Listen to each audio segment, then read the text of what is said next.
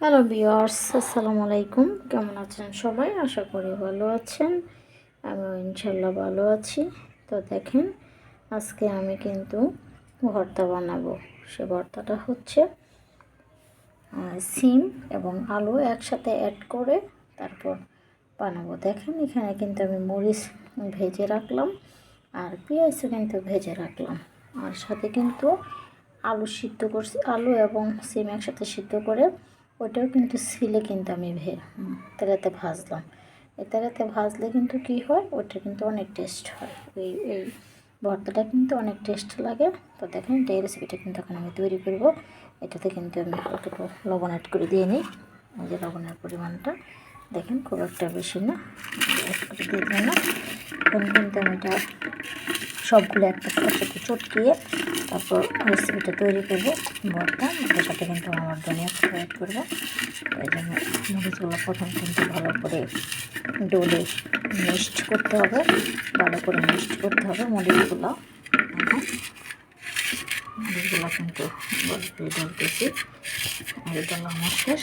এখানে যে পেঁয়াজগুলো একসাথে করে তারপর ওইগুলো কিন্তু টিপে একসাথে করবো।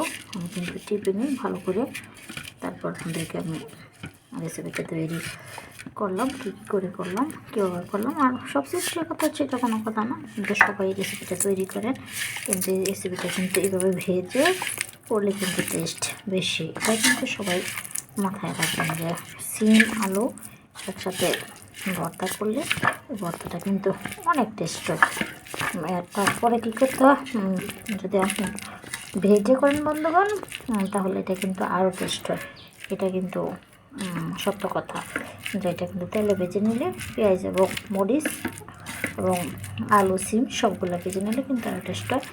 দেখেন, আমার রেসিপিটা কিন্তু প্রায় হয়ে গেছে। আমি কিন্তু এটাতে ধনিয়া পাতা অ্যাড করবো।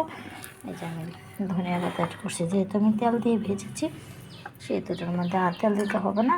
এখন আমি এটাকে ধনিয়া পাতা দিলাম। এই যে আমার রেসিপিটা কিন্তু হয়ে গেছে ভর্তা। এই ভর্তার রেসিপিটা কিন্তু ভালোই লাগে, সবসময় না, সবসময় খাওয়া যায় না, মাঝে মধ্যে। আমি কিন্তু খুব একটা মরিচও দিই নাই, আবার একেবারে কমও দিই নাই, মিষ্টি রাখি নাই, তার চেয়ে একটু বেশি দিয়েছি। তো দেখেন দেখেন বন্ধুগণ, আমার রেসিপিটা কিন্তু শেষ।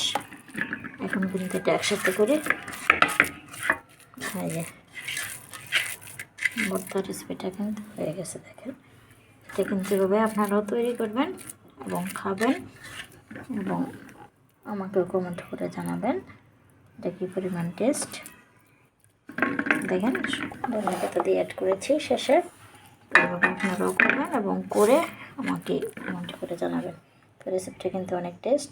ভর্তা এভাবে তৈরি করলে, তেলে ভেজে এভাবে তৈরি করলে কিন্তু অনেক টেস্ট লাগে। তো আমিও তৈরি করলাম, তো আপনারাও করবেন এবং খাবেন এবং আমাকে কমেন্ট করে জানাবেন। আল্লাহ হাফেজ, সবাই ভালো থাকবেন।